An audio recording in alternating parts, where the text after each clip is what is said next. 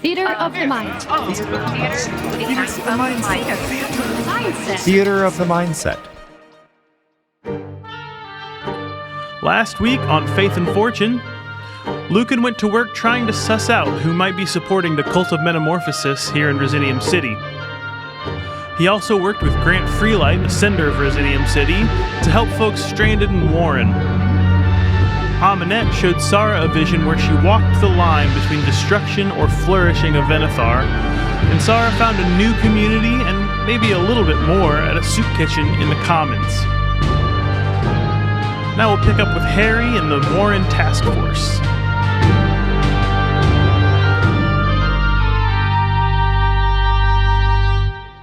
Sitting in an auditorium full of Venetharn University students is Senator Herry Pinch and a Dracona woman in a very sharp suit.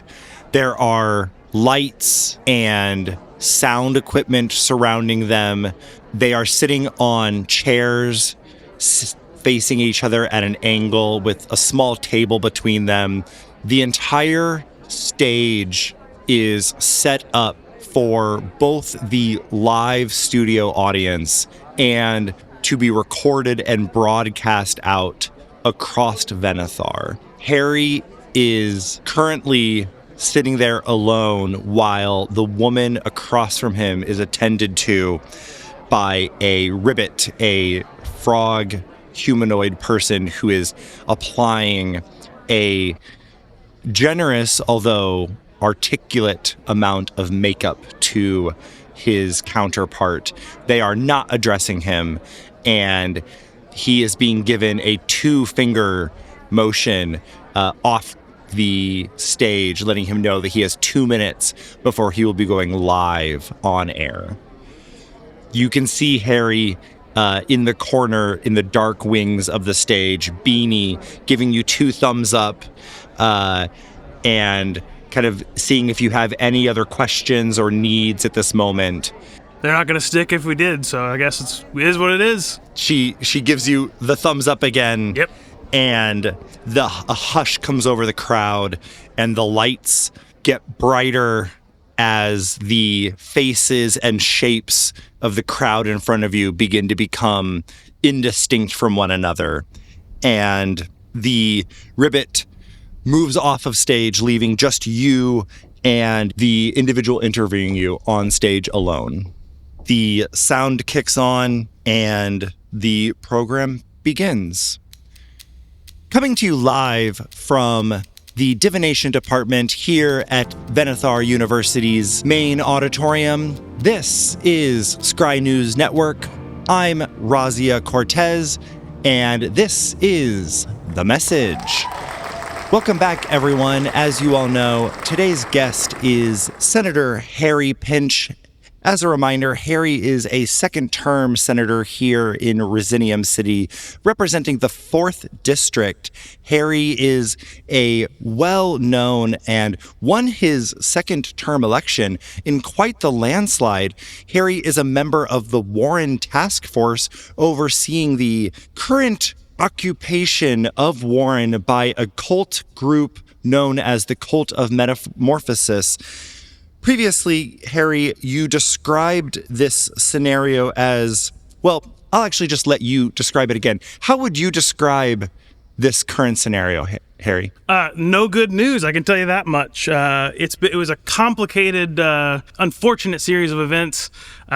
I happened to be in the room in the planning phase, along with, that's the first time I had ever met, I guess the main guy, Sender Isarn Hallervard, who generously offered the Church of Baaz's guards and things to help at Hilford, which then, as we've learned, has really turned things upside down in Warren.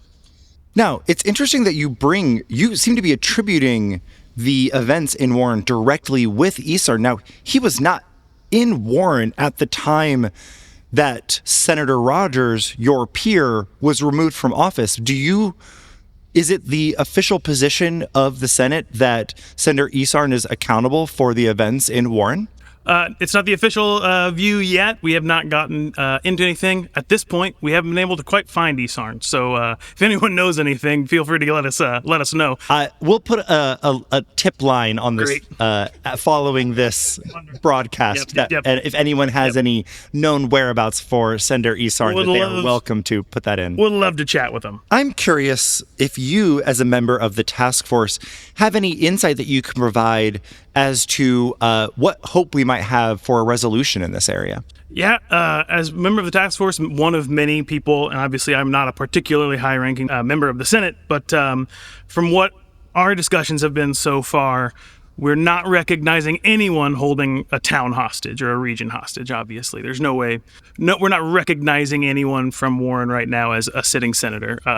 Obviously, we've lost Senator Rogers, but we're working on basically trying to actually have some communication. We actually haven't met any one leader of a group. There hasn't been a one person to reach out to us. We've just got a list of demands right now, so it's hard. It's really hard to address a no one. Yeah, what do you make of that? That is a pretty unusual situation, correct? It's incredibly unusual when you're dealing with governments. Frankly, it feels a little less unusual when you look at the broader scope of history and some of the religions of Venethar.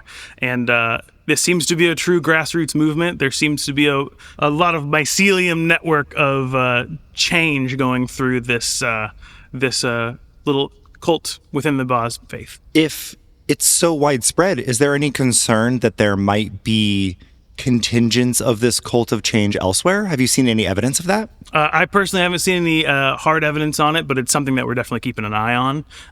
Where there's one, there's usually more. Is there concern amongst the task force that there might even be a contingency here as close to home as Resinium City? Anything's possible. We've not seen any proof of that yet. I've got a dear friend, Prelate Luken Mascar, that I talk to regularly. He's also on the task force, and so far so good. No signs yet, but we're definitely keeping an eye out. I'm glad you brought up Prelate Mascar. As I understand it, the Church of Baaz is sending a relief force to Warren. Is that correct? As far as I know, yes. Seems to be trying to help out. That's great to hear. Do you have any expectations as to what the outcomes of that relief force will be? None that I can share publicly. Obviously, we don't want to tip off any hands, to give anybody a clue. Obviously, I know there's going to be a slight delay, but maybe not enough of a delay that I can just spill the beans. Understood, of course. You know, Herry, you are a well-liked senator. Oh, thanks. As I understand and mentioned earlier, you won your most recent election in quite the landslide. You really have the ear of the people. If I could give you a magic wand to resolve this scenario, how would you go about doing that? Boy, would I never want that magic wand, let me tell you. Oh, you don't want this to resolve? I absolutely want this to resolve, but boy, would I not want to be the one to be the person making hard choices alone without a team. Do you not think you're fit for a position on the task force then? Oh, I think I'm part of a team on the task force. I'm not the sole person trying to solve a problem. Right, as a senator, I truly and firmly believe that we're a representative government. We are a people representing people. For example, as a senator of Resinium City, there are 7 sitting senators out of 100, so 7% of the vote comes to us. We obviously instantly opened our way gates, talked with the university to try and get the folks of Hilford to safety when we knew that there was a blizzard there and the Fallen were coming. Now, we're going to drop whatever we can to keep all of Venethar safe, even though we have 7% of the tally here, of the votes, but we make up 41% of the GDP of Venethar. We make up 35% of the population. But you'll never hear us trying to vie for more power, more stature than our other people. It's a truly representative government. So our goal is to make sure that we can bring Warren back in as a part of Venethar and in whole. You know, I'm glad you brought that up. If I can go a little bit off topic, you brought up the Gold Circle, which are the members of the Senate, which represent Resinium City. Another peer of yours, Senator Albert Constantine, has brought forth a bill to devolve the power of the Council of Faith and particularly bring a lot of the powers of the military under the Senate. And I know this is a little bit off topic for why we brought you here today, but is this a vision that you buy into? It's not too far off topic. I think I'm going along with the sort of shared responsibility of the Senate and the sort of egalitarian nature of it. This is not the first time Senator Connie has been one to try and get a little bit more control into the Senate, being a little bit more of a representative direct voting group here. And so, I mean, this is probably the third or fourth time he's talked about this. And honestly, it was a shock that someone else is calling for it than just the Senate. We really believe in a representative government. We really believe that there's no ability for the Senate to consolidate power into one little area, right? Like I said, there's only 7 members of the Circle of Gold. There's no way to really take more than what we can be given. And so there's a really good way there to sort of spread out the power. And that's a big belief that I have. You say that there's no way to really consolidate power, but would you not say that there's some validity to the accusations that you yourself have bullied other senators into getting your way? I do believe that there were some incidents earlier this year in Sharnwick where your presence swayed a senator in Sharnwick. Yeah, as you can tell by my large and intimidating stature, I'm quite the bully. I'm quite intimidating. No, I mean, hey, I'll be the first to admit that I have strong feelings, I have strong opinions, and when Gustavo and I kind of came to heads a little bit out there, we definitely hashed it out. And I believe that in the end, yes, part of that was a little bit my way, but I believe we got that whole matter resolved safely on all sides and got things going back up. I believe it was a really difficult situation, and fortunately we had a little more ability to spend some pull to help out there. But at the end of the day, I have no interest in my way or the highway, but I want the best for as many people as possible. So if communication seems to be the key to resolving conflict, in your opinion, what do you make of the demands that the citizens of Warren are making of the Church of Baaz? And in your opinion, what concessions should the Church of Baaz be making to these demands? As you know, as we all know, the Senate sure has no real checks in place over the Council of Faith. They operate on their own. So as much as, wishes may be something, I really don't have a ton of power there. As far as the demands go within the Church of Baaz, I don't think, how do I put this? The way they're going about this is consistent with the Church of Baaz's history, right? Do you know that you've heard the story of Baaz and the Golden Sail? I'm mildly familiar with it. Do you mind if I go a little hard? Oh, please do. Thank you. Baaz, the king of Simia, had conquered the clans of his homeland and had nothing to do. No one left to conquer. He managed his new nation from coast to coast, but a conqueror isn't always the same thing as a king. A king's work isn't any fun. It's no fun at all. Feeding people, keeping them in line, managing egos of previous warlords and leaders to keep the peace. Boring, boring, boring. A conqueror conquers. A king gets fat on a throne. And Baaz would not get fat. He would not get comfortable. There must be more beyond the land that he could see from the coast to coast. So he built ships to sail. For the first time ever, the Simians would venture out of their land and conquer whoever or whatever might be past the great open sea. And Baaz did just that. Every new land he found, he conquered for himself. He conquered the world with the wheels turning patiently behind him till there were no more lands to conquer, no more kings to dethrone, and he had taken everything that the world had to take. And so, where do you go when there's no more lands to take? Set your eyes on the heavens. But how do you get to the heavens? What ship could pierce the firmament? He sought answers from priests, from shamans, from the witches. Finally, the wheels turning ever behind him caught up, and the Wainwrights stepped down off their wagon for the first time in a very long time to have a chat with our conquering hero.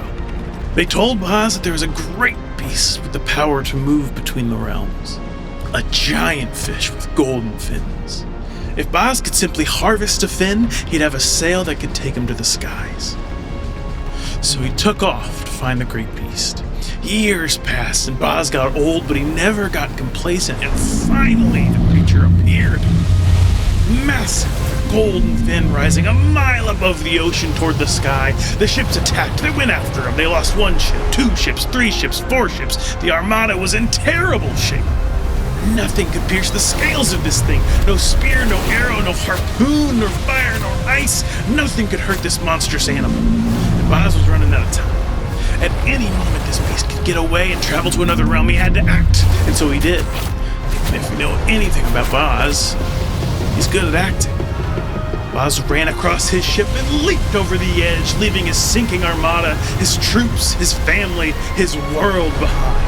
He flew towards the beast until he crashed onto its back and held on for his life as it rose out of the water. It rose and flew and soared until it was out of sight of this world and reached the heavens. And thus, this is the tale of how Baaz became a god of Sariel.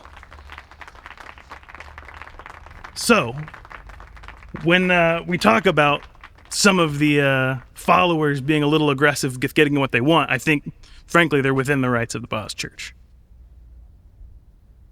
I was not expecting a sermon from you, Senator Pinch. I was not expecting a sermon. That's my father's favorite story. I must say, you make some very interesting points. You mentioned your father. Yes. Would you say that your views reflect your family's views? Oh, man. No family's a monolith, so I can't say that I've never disagreed with my family. I certainly have had some run-ins with my older sister and we all have teenage years. Well, yes, we do definitely all have teenage years, but we all also have, just some core values that run through. Would you say that your core values and what are your family's core values in this moment, and how are they going to shine through? In this moment? Yeah. Oh, sure. I think generally I get as you mentioned earlier, I really hope to be a man of the people. I really hope to protect the people of Venethar, and I think I get that directly from my mother and father. I think my father was a lover of folk tales and was a historian here at the university. My mother really believed in arcane arts and spreading them to as many people as possible, and I'd say that's kind of the legacy that I really prioritize, honestly, more above anything. Excellent. And I think that those really shine through you. Thanks, Razia. They are incredible traits. Well, we need to go back to a sponsor before this next segment. Thank you again so much, Senator Pinch. Oh, thanks so really much. Appreciate your time. Thanks, everybody. It's good seeing you. The lights dim back down to a much more tolerable level. You see Razia's shoulders retain a more normal posture. She gets a little bit closer to you so she isn't heard. Excellent. Oh, you did excellent work. Incredibly. Thanks. Off the record, what do you think is really going on in Warren? What do I think? Mm-hmm. Boy, if I knew I could solve this really quick, I'm sure. But boy, I don't know exactly what's going on, but I can tell you it's just an absolute mess, top to bottom. Mm-hmm. I think Church of Baaz has gotten out over its skis. I think, in general, the Council of Faith is a little overextended on staying in power than they are doing much else. And so I think we'll be able to handle it. I think Asher has a good head on his shoulders when it comes to solving this problem, so I trust him and I trust the Senate to do what it can between us girls. I'm glad you brought up the king. Of course you are.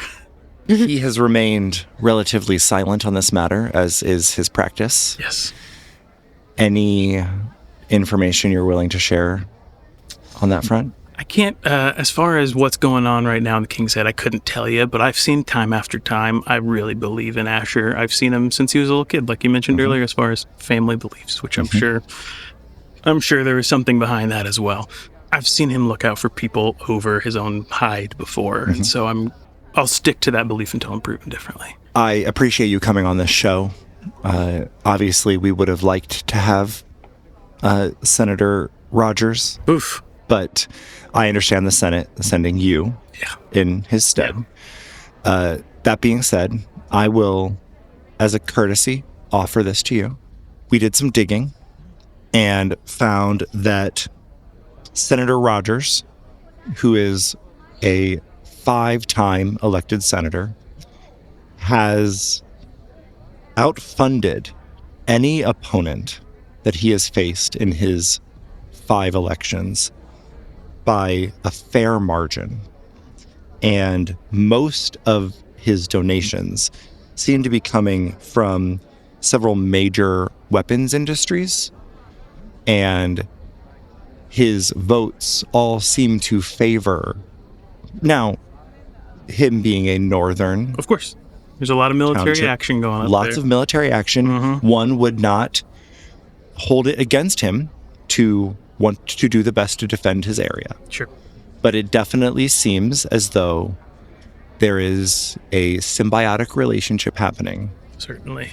And it is hard to understand why any politician would not want the same things in defense of their town that he would want. Certainly. I'm offering this to you because I believe that you want what's best for Venethar. I don't see that quality in many, frankly. Hey, me either. I wish you all the best. The rest of this is going to be a fluff piece. Oh, I appreciate it. I'm offering this piece to you. Great. Great? Great. I appreciate it, Razia. Thanks so much. All right, we're back in 2. Okay, great. The rest of the interview is, as Razia says, a fluff piece. And you answer several questions about the only thing that comes up of any substance is a couple of comments around the other members of the task force. Sure. Just giving people insight into who it is exactly that is responsible for handling this situation, but nothing in terms of decisions being made. A lot of it is your past as a senator and what you are bringing to Resinium City in relation to the refuge that you're setting up for the Steel Morrow tribe refugees and that early work in that area. Nothing has come into fruition of that request yet, but early work is happening, and all the questions are in that area. After the end of the interview, you make your way off the chair and are escorted off. Beanie comes up to you. Great work. Great work. Thanks, Beanie. Did I say anything that was just completely a lie? Nothing was a complete lie. Great. I will say the stories... Don't get started on that, Beanie. I have to tell you. Don't get started on that. They continue... It's folksy. People like the folksy thing. Yes, some people like the folksy thing, but it continues to test poorly for people ages 25 and under. Well, they barely vote. They do barely vote, but they do vote some, and someday they will be not 25 and under. Sure. And I just want to make sure that you're aware. But by then, they'll like the folksy charm thing. I don't have data to back that. She's looking down at her paper to find evidence of that, and she's just not seeing it. She flips to the next sheet. Yep. Next sheet. Next sheet. Yep. Hey, it's more of a feeling. And she flips to the feeling sheet. Harry is walking away. She is. Oh, sorry. And she starts walking after you. Yeah. Everything else really well done. It seems like this episode, this broadcasting will have a pretty high viewer count. So all in all, really well. You have a meeting with the task force tomorrow on the books, but the rest of the day is yours. Let's go take a nap. As you say that, a student, darker of skin tone, shorter, his hair in classic student, I've been up all night, tousled fashion, from the stands kind of gives you a wave. Senator Pinch. Yeah. Alonso Marquis. Alonso. Member of the university standard. Do you mind if I interview you for a minute? Oh yeah, come on down. He takes some steps down, looks at Beanie, looks at you, looks at Beanie. She's cool. Oh. Okay. Yeah. Do you mind if we walk? Speaking my language, Alonso. He starts walking. You are all leaving the auditorium into the kind of common grounds of the university. There are students going about, many of them with several books in tow. Some of them have familiars on their shoulders. All students here at Venethar University are accomplished wizards and witches and studying advanced magics. Alonso is walking with a hurried gait and leading you a little bit off the beaten path. Okay. And he says, I really appreciate you taking the time. My office is over here. And he makes a quick motion in front of his face, and white lattice work breaks the illusion in his face. And you see underneath the disguise your nephew, King Asher. Is that sorcerer? What is that? What is it's that? just a little trick. Do you actually have an office here? Yeah, I do have an office here. I worked here once. That's wild. Yeah. That's insane. Yeah. Okay, let's go. He puts the mask back on. Wild. Gestures. It feels like there's got to be an easier way for you to have done that. No, not really. It's really hard for me to blend in. I'm really incredibly responsive when it comes to meetings. We'll talk about it. Yeah, this is secretive. A task force within a task force. He's just absolute teasing, uncle vibe. He is super familiar, walking with also a degree of familiarity with you, and you make your way to an administrative building up the third flight, up to the third story, and to an office labeled Sema Theophilus Zimri. Which is an old reincarnation of his many, many, many, many years ago. Sema is a reincarnation 300 years back.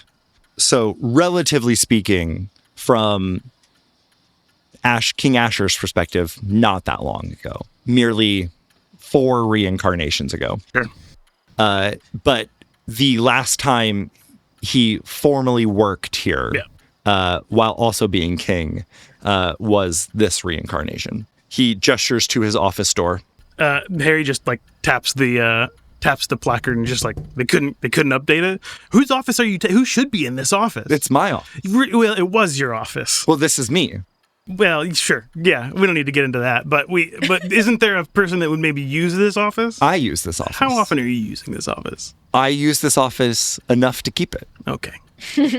I mean, you're the king. I know. Yeah. He walks in.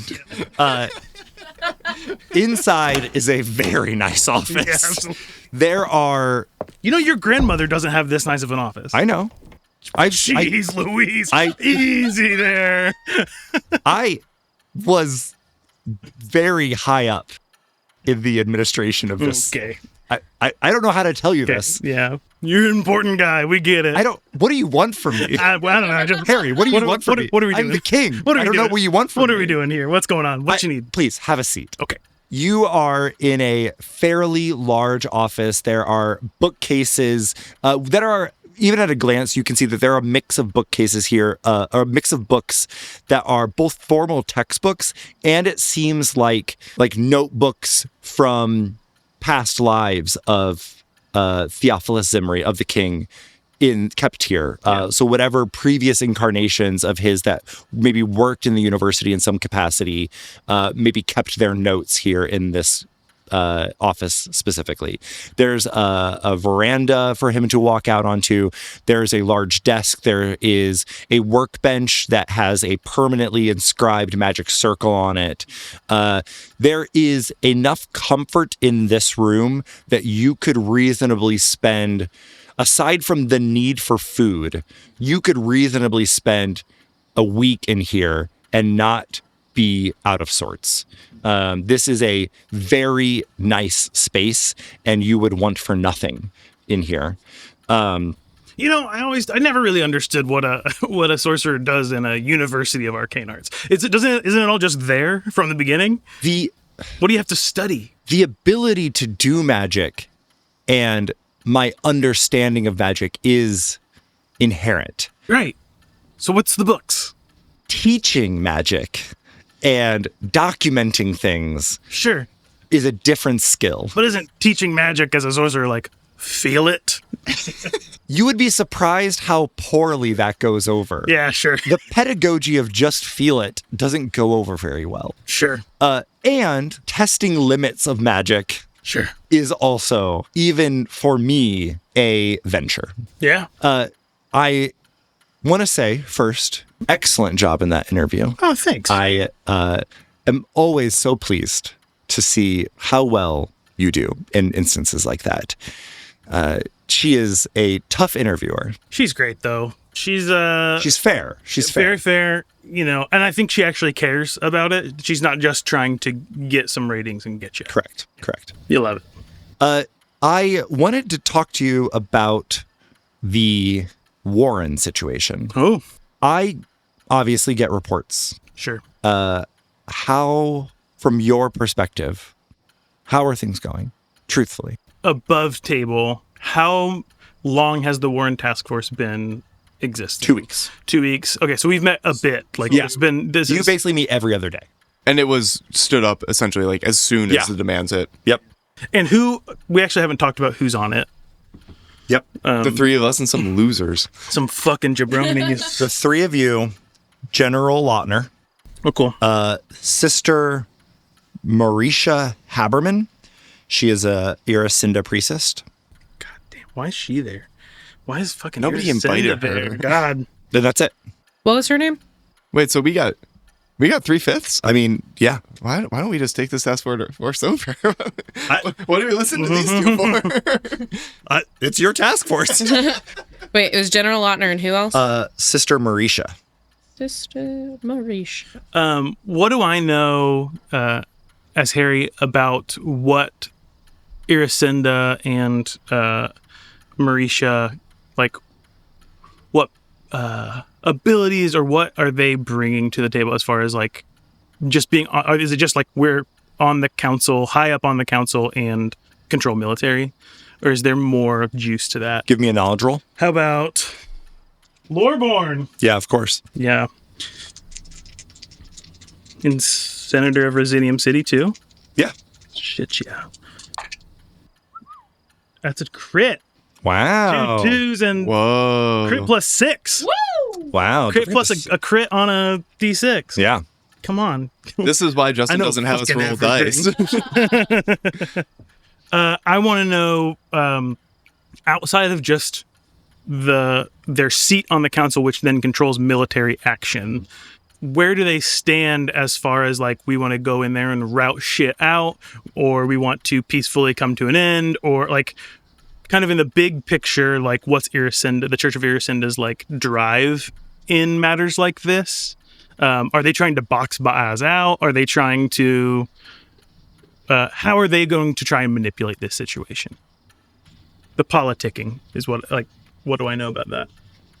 The relationship between the Church of Baaz and Iracinda is pretty fluid.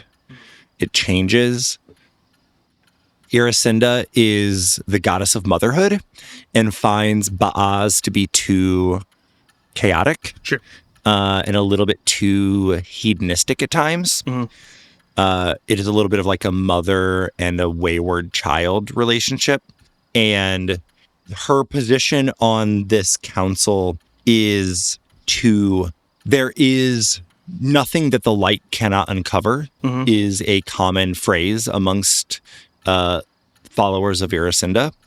And so this woman has a seat on this to provide the same like map making services, but also to help uncover unseen things. Gotcha. And represents a member of the Council of Faith who is quote unquote neutral, because Baaz cannot be neutral in this moment. Okay. What does one more, if you don't mind? What are the current goals of the Church of Iracinda, like politically speaking, other than keeping power, or is that with kind of that crit? Yeah.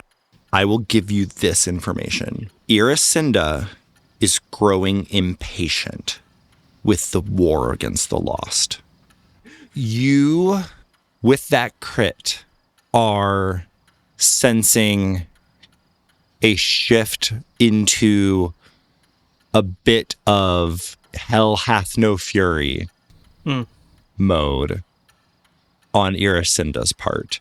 So they're jonesing for more of a fight, wherever they can look for it. Yes. Yeah, so by impatient with the war, it's would like to be more aggressive in Yes. fighting that war, Yes. would like to devote more resources. Okay, Yes. thanks. Whereas previously, she has tended to side more with Ota on the community side, which is like, I will protect my children.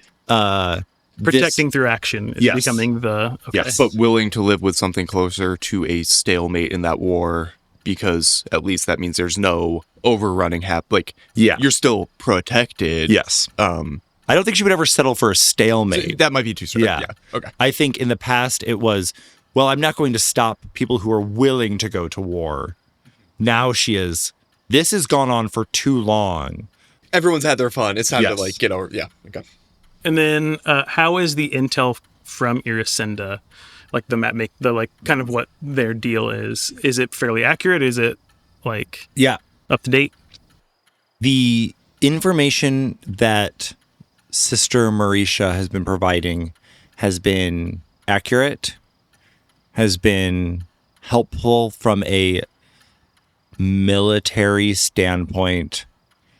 The trick is that Warren really made that one stand where they ousted the guard, and since then have been relatively inactive from a, like, they're not trying to take over other lands. There's nothing happening. It's Yeah. just it happened. It happened, and now they are like holding their ground. Okay.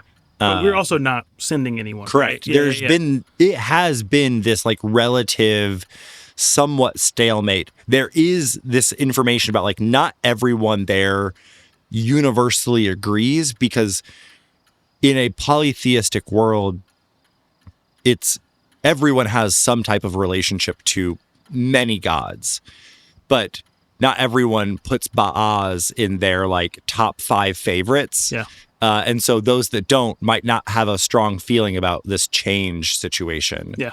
And I think the information that Razia gave you about Senator Rogers gives you a little bit of a hint about like what change they were inspiring. Yeah. Or they were trying to create in the Yeah. world. And now that they've realized that, they've met maybe one of their demands that they didn't need to necessarily wait on everyone else to get. Sure. But aside from the ones that are like really about Baaz, the people who are in the middle ground are probably just like, whenever this is done, Yeah, it'd we be would great. like to be move on. We would like Yeah. to move on. Yeah. Why is all this shit about why do we give a shit about this like internal politics? Like Right. I imagine that would be an easy way to frame it. While Yeah. for me it is it's about to be a violent civil war. Like I see that Yeah, outcome from where I sit. Yeah. But why would you give a shit about Baaz eating itself from the 100%. inside out? Yeah. Cool. And then my assumption is General Lautner is, let's just go in there and take care of business and be done with it. Yeah. He's just waiting for somebody to give To the give order, him the right? okay. Like, Yeah. Okay. interesting. Okay. Great. He is particularly worried about like further unrest in other cities. Yeah. Like he, I think, wants the fast solution Yeah. because it will prevent wildfire from catching in other places. You don't let anyone get any ideas. Yeah. Yeah. That's a fairly loaded question, but I'll do my best. The Church of Baaz is a mess between us. I'm sure you know this. There's no surprise there. Luken's doing his best to get more intel. Irisinda's bringing us decent intel. Lautner obviously just wants to get this done and over with. Sahra's working kind of back channels to try and find Isarn, because that's a big question mark, is how, and well, pull this back a little bit. Isarn disappearing in the night means he's got some friends a little bit everywhere. That's concerning. Yep. And so we don't know how far flung this sect of Baaz goes at this point, if I'm being honest. We don't know what percentage of the church actually sympathizes with this or is already in movement towards that. And I think the real big concern that we have right now, and the reason we're not suggesting aggressive, quick, swift military action, is if we take one head down, 10 more are going to step up and decide to be leaders of this new movement. You see him take his index finger and thumb and start with them pinched in front of his right eye, and then slowly extend them. And when he does, a ribbon of bluish green magic extends for a brief moment, and then he collapses it back down. And you've seen him do this ever since his ritual of harmonization, where he basically sorts his memories.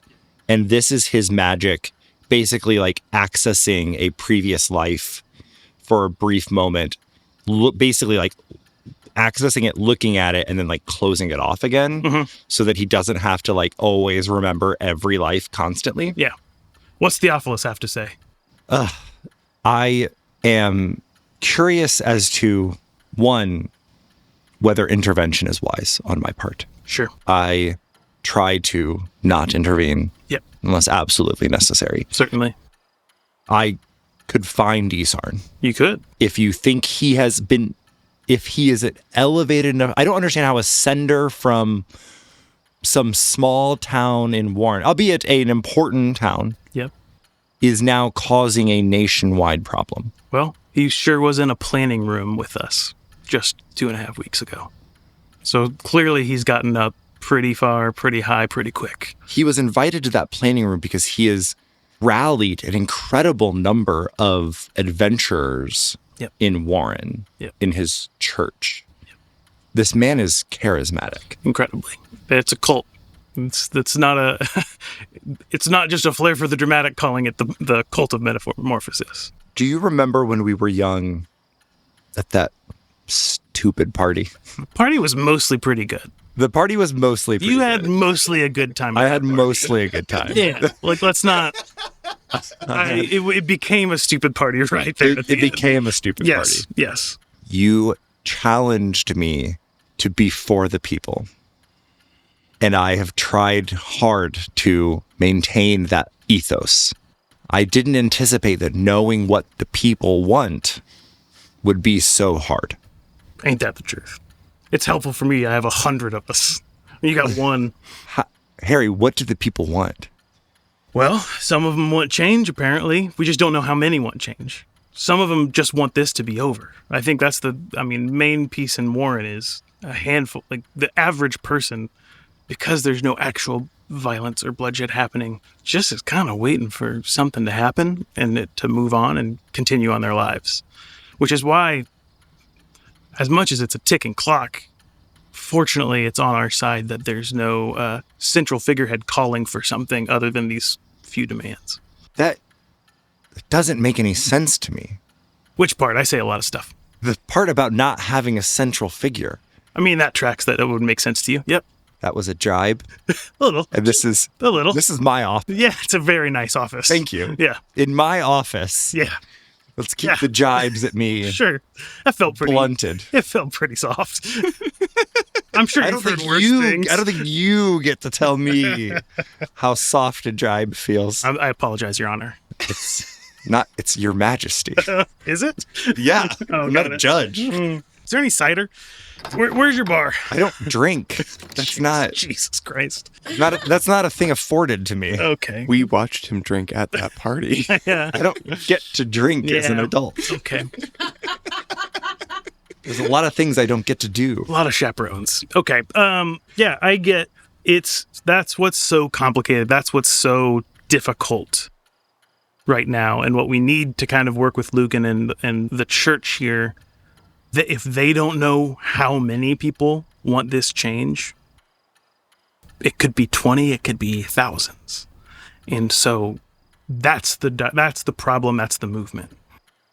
I have been burned in the past for not listening to what the people wanted. I don't want to do that again.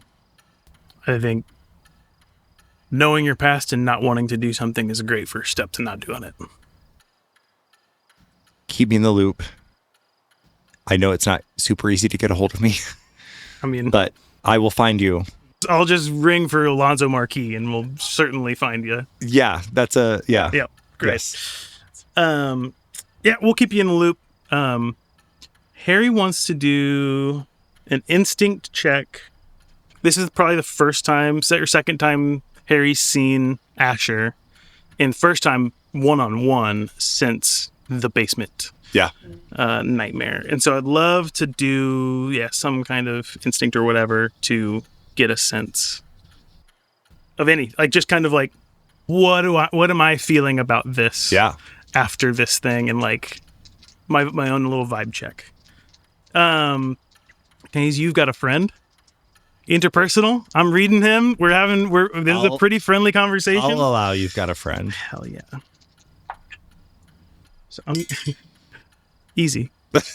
I'm going to use my adapt, which is my human feature, to reroll failed rolls from that I use experience on.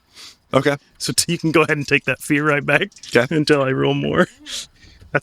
This one's an 8. That one's a 4. 12. 16. Yeah, 16.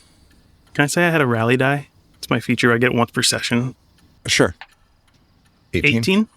18 with hope. Hope.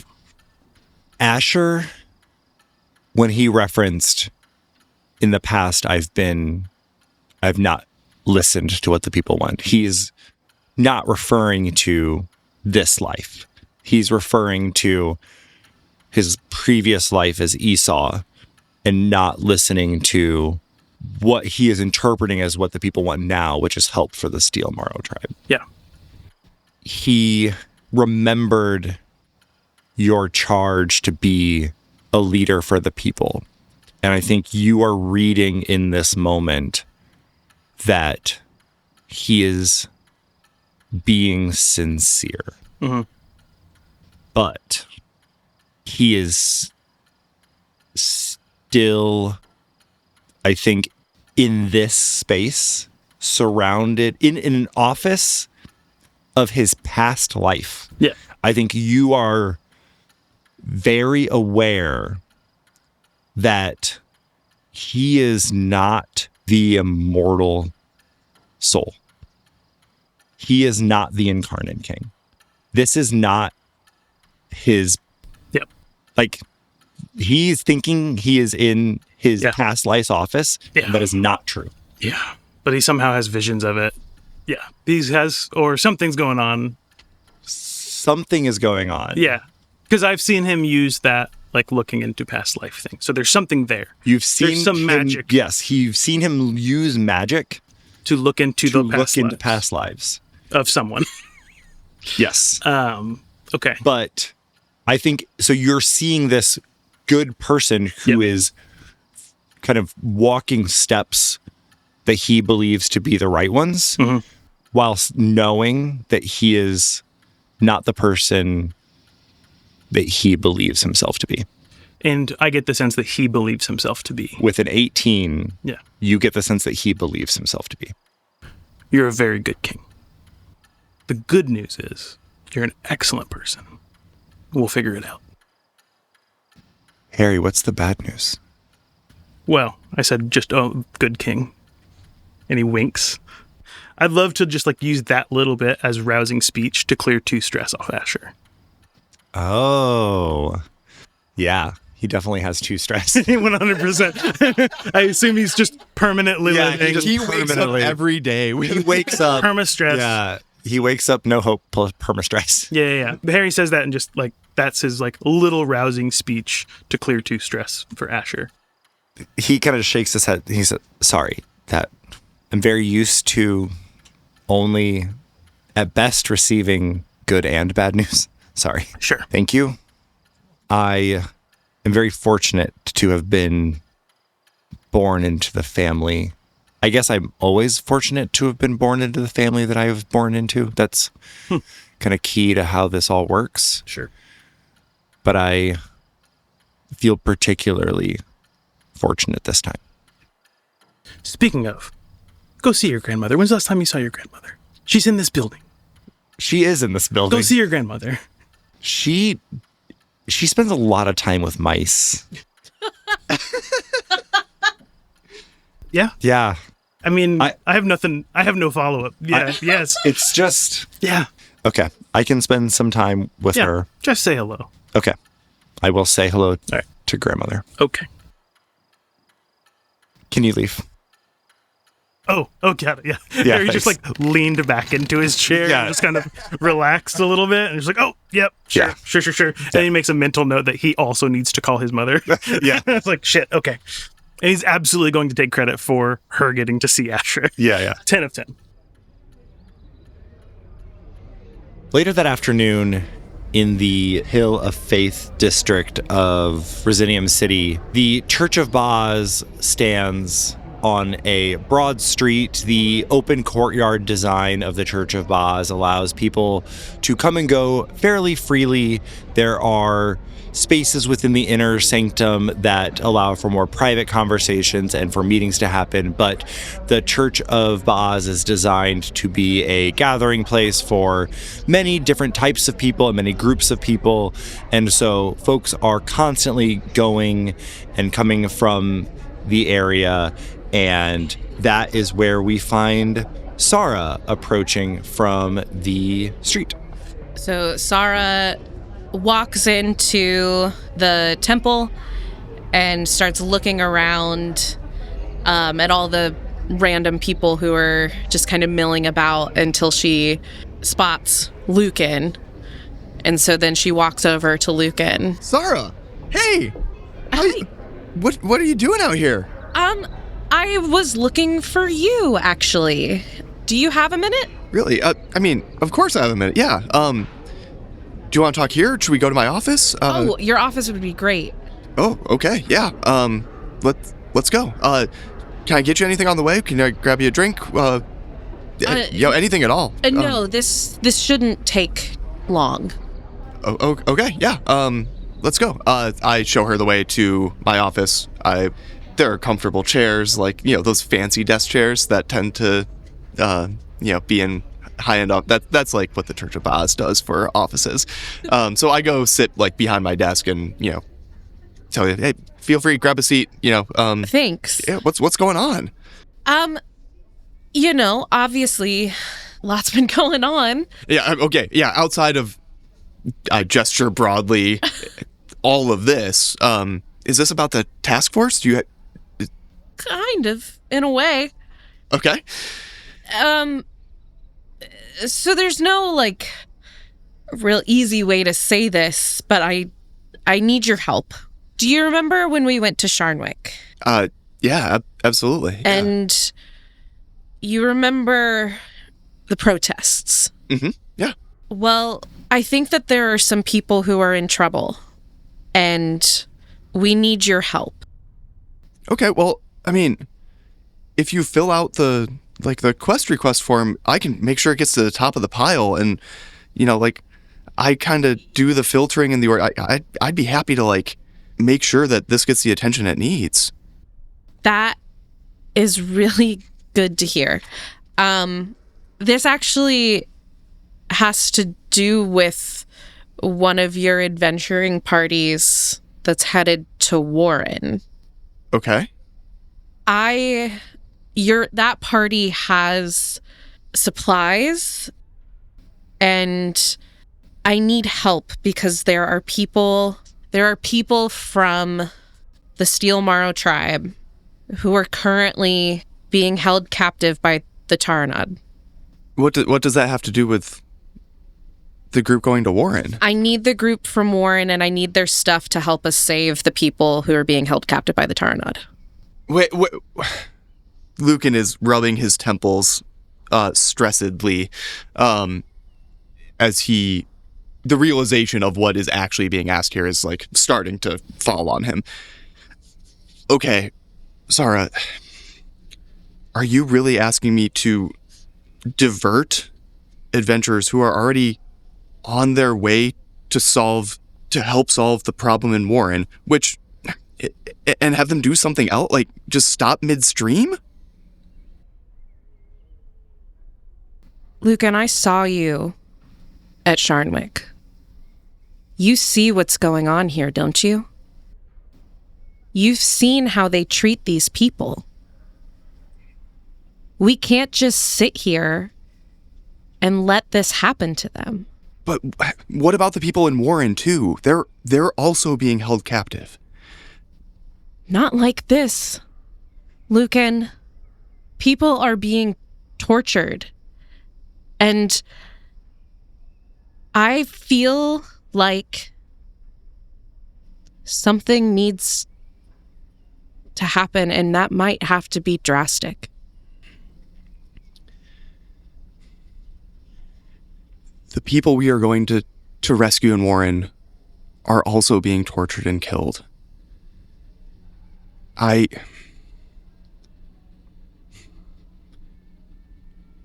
absolutely want to help the Steel Marrow tribe. Then help us. I don't think we can do it at the expense of other lives that we are on our way to save right now. Is this... Help me to help you with this without... If you decide that drastic action is what needs to happen, most likely what's going to happen is nobody gets saved. Luken, you know what we saw in that basement. Don't pretend like that didn't happen. Don't ignore the truth that is staring you in the face. Are you going to sit here and defend people who are actively lying to the people of Venethar? Or are you going to stand up for what's right and defend the people who may have a chance to do something about it? Who are you talking about being able to do something about it? Luken, there's a problem with the system. We can't sit here and defend a government that has a false king. Are we going to pretend like these are the gods who are going to represent us if they can't protect us from the liars? If the king is not the true king, then none of this system matters. It's all based on lies. But if we let the folks in Warren right now murder their hostages, how long do you think we're going to be able to hold back General Lautner from going scorched earth up there? And then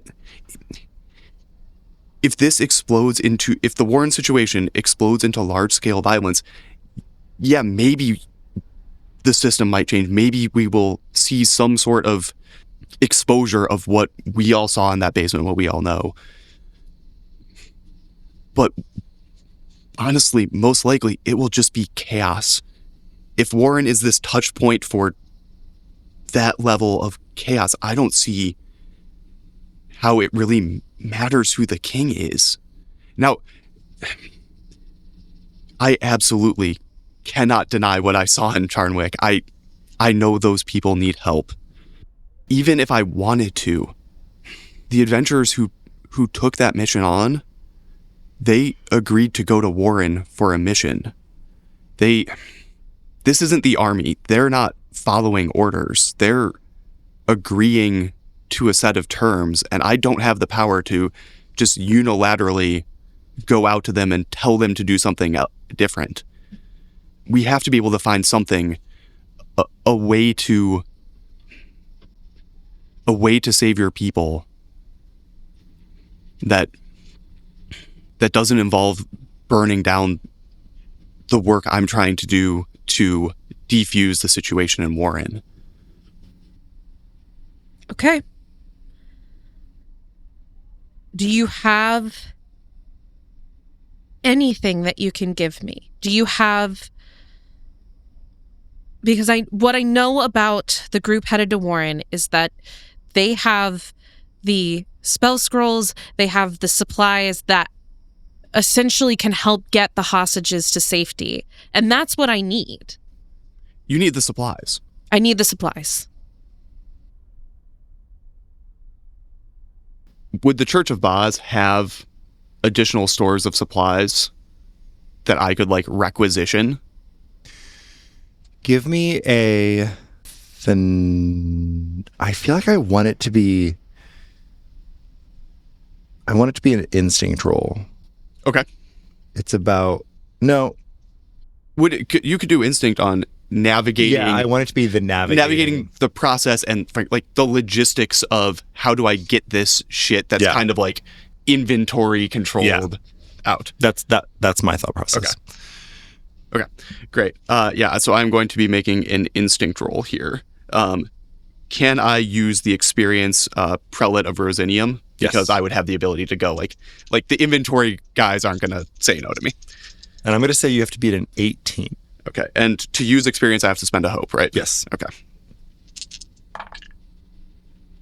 A crit. That's a crit. Woo! I was like, a 10. No, wait. Yes, there are resources that you could garnish from other areas to feed to this. And I want to honor the crit.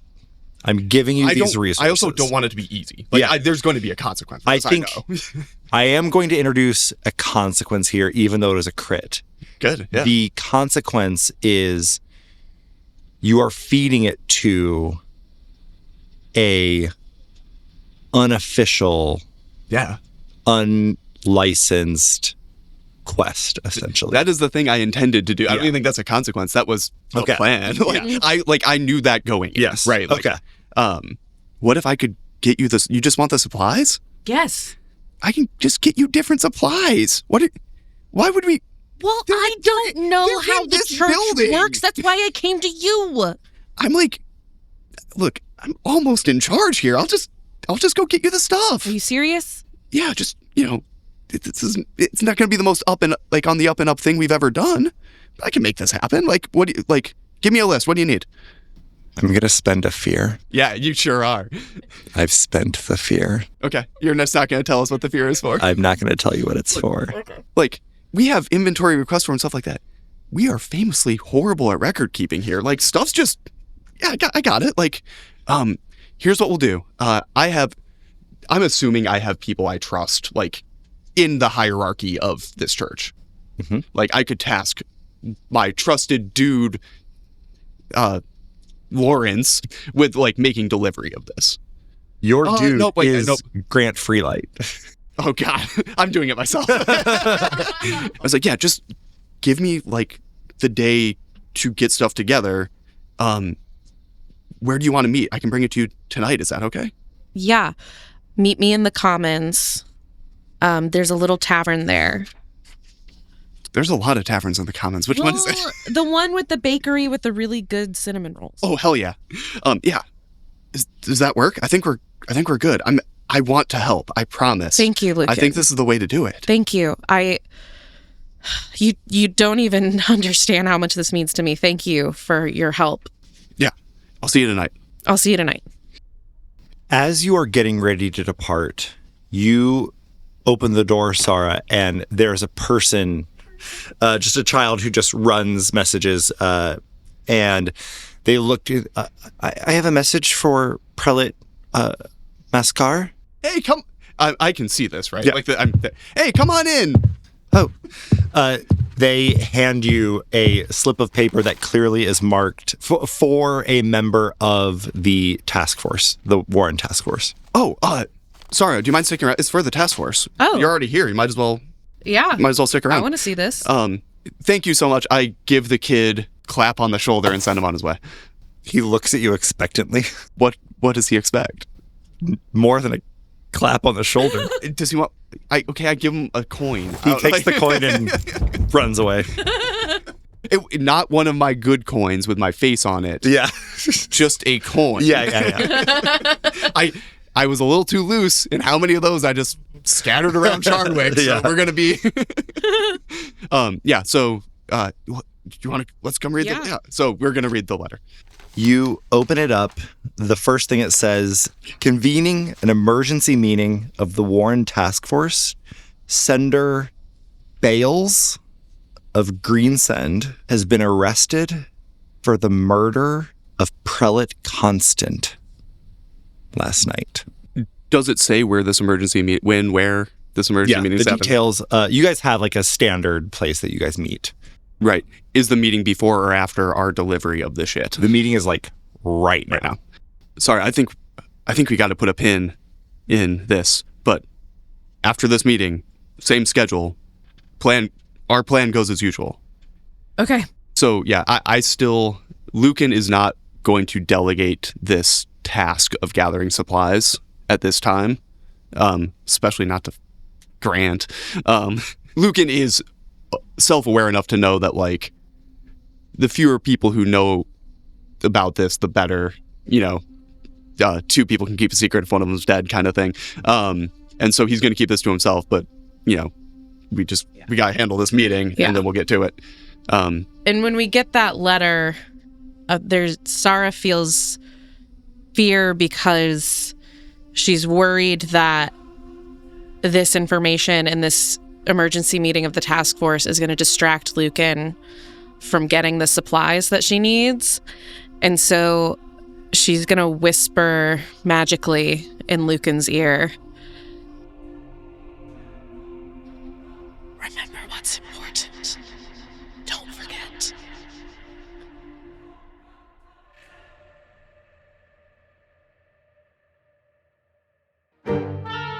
You've been listening to Faith and Fortune by Theater of the Mindset. Our actual players this season are Steve Edinger, Shelby Myers, Nick Traeger, and your kind and generous GM, Justin Gerardot. Audio engineering, post-production, and scoring is done by Nick Traeger at Studio 3607. If you're enjoying the show, you can help us grow with no capital investment by sharing it with a friend, following us on Instagram and Reddit, writing us a review on your favorite podcatcher, or you can chip in for coffee at our Patreon. Thanks for listening, and we'll see you next week on Theater of the Mindset.